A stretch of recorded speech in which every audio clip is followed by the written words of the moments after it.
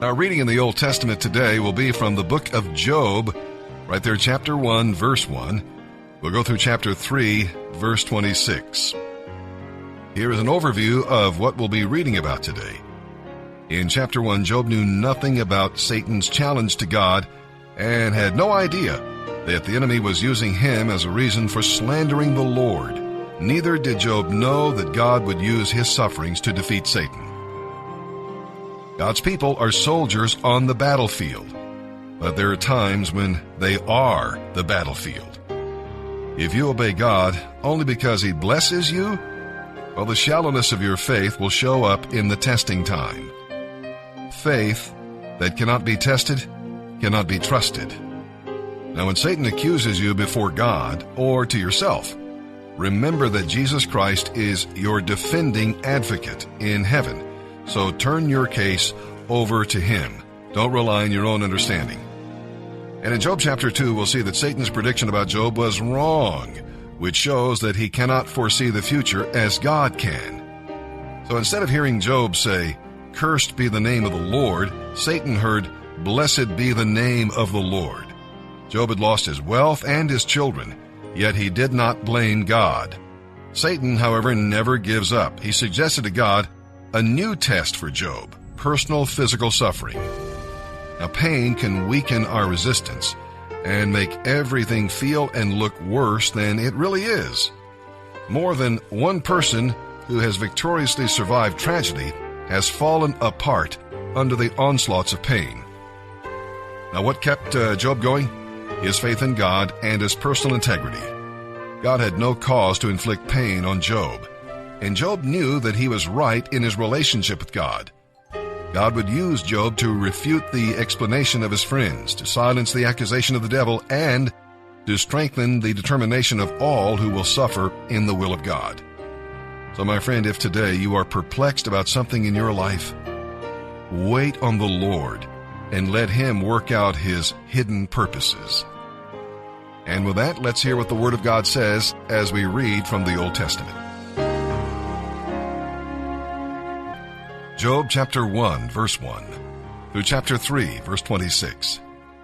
There was a man named Job who lived in the land of Uz. He was blameless, a man of complete integrity. He feared God and stayed away from evil. He had 7 sons and 3 daughters. He owned 7,000 sheep, 3,000 camels, 500 teams of oxen, and 500 female donkeys, and he employed many servants. He was, in fact, the richest person in that entire area. Every year when Job's sons had birthdays, they invited their brothers and sisters to join them for a celebration. On these occasions, they would get together to eat and drink. When these celebrations ended, and sometimes they lasted several days, Job would purify his children. He would get up early in the morning and offer a burnt offering for each of them. For Job said to himself, "Perhaps my children have sinned and have cursed God in their hearts." This was Job's regular practice. One day the angels came to present themselves before the Lord, and Satan the accuser came with them. "Where have you come from?" the Lord asked Satan. And Satan answered the Lord, "I've been going back and forth across the earth, watching everything that's going on." Then the Lord asked Satan, "Have you noticed my servant Job? He is the finest man in all the earth, a man of complete integrity. He fears God and will have nothing to do with evil." Satan replied to the Lord, "Yes, Job fears God, but not without good reason. You have always protected him and his home and his property from harm. You have made him prosperous in everything he does. Look how rich he is. But take everything he has, and he will surely curse you to your face." "All right, you may test him," the Lord said to Satan. "Do whatever you want with everything he possesses, but don't harm him physically." So Satan left the Lord's presence. One day when Job's sons and daughters were dining at the oldest brother's house, a messenger arrived at Job's home with this news: "Your oxen were plowing, with the donkeys feeding beside them, when the Sabaeans raided us. They stole all the animals and killed all the farm hands. I am the only one who escaped to tell you." While he was still speaking, another messenger arrived with this news: "The fire of God has fallen from heaven and burned up your sheep and all the shepherds. I am the only one who escaped to tell you." While he was still speaking, a third messenger arrived with this news: "3 bands of Chaldean raiders have stolen your camels and killed your servants. I am the only one who escaped to tell you." While he was still speaking, another messenger arrived with this news: "Your sons and daughters were feasting in their oldest brother's home. Suddenly a powerful wind swept in from the desert and hit the house on all sides. The house collapsed, and all your children are dead. I am the only one who escaped to tell you." Job stood up and tore his robe in grief. Then he shaved his head and fell to the ground before God. He said, "I came naked from my mother's womb, and I will be stripped of everything when I die. The Lord gave me everything I have, and the Lord has taken it away. Praise the name of the Lord." In all of this, Job did not sin by blaming God. One day the angels came again to present themselves before the Lord, and Satan the accuser came with them. "Where have you come from?" the Lord asked Satan. And Satan answered the Lord, "I have been going back and forth across the earth, watching everything that's going on." Then the Lord asked Satan, "Have you noticed my servant Job? He is the finest man in all the earth, a man of complete integrity. He fears God and will have nothing to do with evil. And he has maintained his integrity, even though you persuaded me to harm him without cause."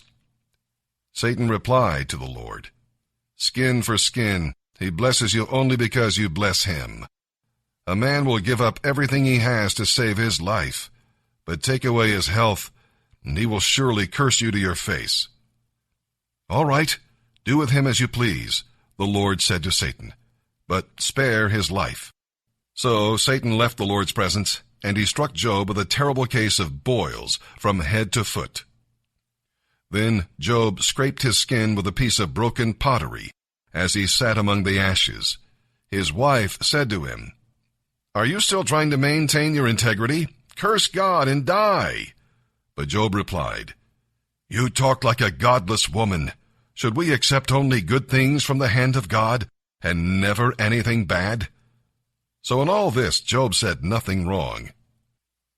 3 of Job's friends were Eliphaz the Temanite, Bildad the Shuhite, and Zophar the Naamathite. When they heard of the tragedy he had suffered, they got together and traveled from their homes to comfort and console him. When they saw Job from a distance, they scarcely recognized him. Wailing loudly, they tore their robes and threw dust in the air over their heads to demonstrate their grief. Then they sat down on the ground with him for 7 days and nights, and no one said a word, for they saw that his suffering was too great for words. At last Job spoke, and he cursed the day of his birth. He said, "Cursed be the day of my birth, and cursed be the night when I was conceived. Let that day be turned to darkness. Let it be lost even to God on high, and let it be shrouded in darkness. Yes, let the darkness and utter gloom claim it for its own. Let a black cloud overshadow it, and let the darkness terrify it. Let that night be blotted off the calendar, never again to be counted among the days of the year, never again to appear among the months. Let that night be barren. Let it have no joy. Let those who are experts at cursing, those who are ready to rouse the sea monster, curse that day. Let its morning stars remain dark. Let it hope for light, but in vain. May it never see the morning light. Curse it for its failure to shut my mother's womb, for letting me be born to all this trouble. Why didn't I die at birth as I came from the womb? Why did my mother let me live? Why did she nurse me at her breasts? For if I had died at birth, I would be at peace now, asleep and at rest. I would rest with the world's kings and prime ministers, famous for their great construction projects. I would rest with wealthy princes, whose palaces were filled with gold and silver. Why was I not buried like a stillborn child, like a baby who never lives to see the light? For in death the wicked cease from troubling, and the weary are at rest. Even prisoners are at ease in death, with no guards to curse them. Rich and poor are there alike, and the slave is free from his master. Oh, why should light be given to the weary, and life to those in misery? They long for death, and it won't come. They search for death more eagerly than for hidden treasure. It is a blessed relief when they finally die, when they find the grave. Why is life given to those with no future, those destined by God to live in distress? I cannot eat for sighing. My groans pour out like water. What I always feared has happened to me. What I dreaded has come to be. I have no peace, no quietness. I have no rest. Instead, only trouble comes.